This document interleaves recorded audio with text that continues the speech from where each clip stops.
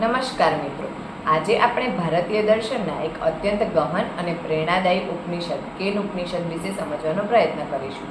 Can શબ્દનો અર્થ થાય છે કે કોણ. કોના દ્વારા એટલે કે મનને કોણ ચલાવે છે? આંખોને જોવાની શક્તિ કોણ આપે છે?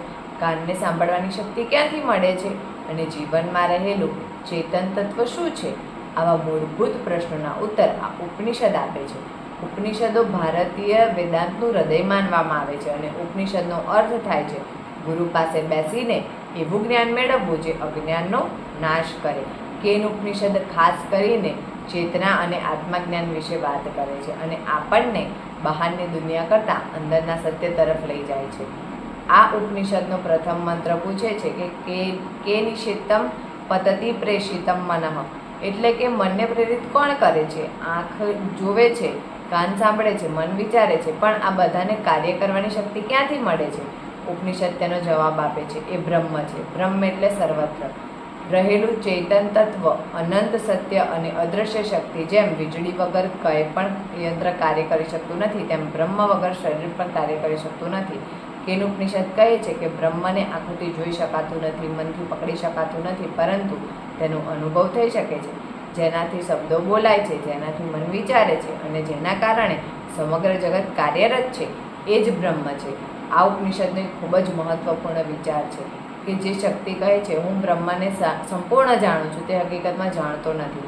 જ્યારે તે નમ્રતાથી સ્વીકારે કે હું હજી શોધમાં છું, તે સાચી દિશામાં છે. આ વિચાર આપણને નમ્રતા શીખવાડે છે અને અહંકારથી દૂર રહેવાનું કહે છે. કેન ઉપનિષદમાં દેવતાઓ અને યક્ષની એક અદ્ભુત કથા પણ આવે છે. અસુરો પર વિજય મેળવ્યા પછી અગ્નિ, વાયુ અને ઇન્દ્ર જેવા દેવતાઓને અહંકાર થયો કે જીત તો તેમની પોતાની શક્તિથી થઈ છે. ત્યારે બ્રહ્માએ યક્ષનું રૂપ ધારણ કર્યું અને અગ્નિ તથા વાયુ દેવોને તેમની મર્યાદા અનુભવ કરાવ્યો. અગ્નિ એક નાનું તલખણું પણ બાળી શક્યા નહીં, વાયુ હલાવી પણ શક્યા નહીં. અંતે દેવી ઉમાએ ઇન્દ્રને સમજાવ્યું કે આ વિજય દેવતાઓનો નહીં પરંતુ બ્રહ્મની શક્તિનો હતો.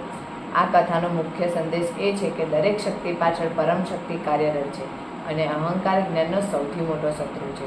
આજના જીવનમાં પણ કેન ઉપનિષદ ખૂબ ઉપયોગી છે, કારણ કે તે આપણને માનસિક શાંતિ, એકાગ્રતા, આત્મવિશ્વાસ અને નમ્રતા શીખવે છે.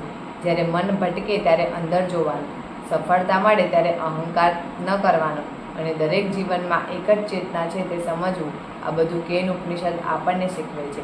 તેનો મુખ્ય ઉદ્દેશ એ છે કે આત્મજ્ઞાન સૌથી મોટું જ્ઞાન છે. અનુભવ વગર સાચું જ્ઞાન પ્રાપ્ત થતું નથી અને સાચી શક્તિ બહાર નથી પરંતુ અંદર રહેલી છે. અંતમાં કહી શકાય કે કેન ઉપનિષદ માત્ર એક પ્રાચીન ગ્રંથ નથી પરંતુ જીવનને અંદરથી બદલવાની દિશા છે, જે આપણને શીખવે છે કે શાંતિ બહાર નથી, સત્ય અંદર જ છે અને જે પોતાની જીતી જાય છે તે આખી દુનિયા જીતી જાય છે. ધન્યવાદ.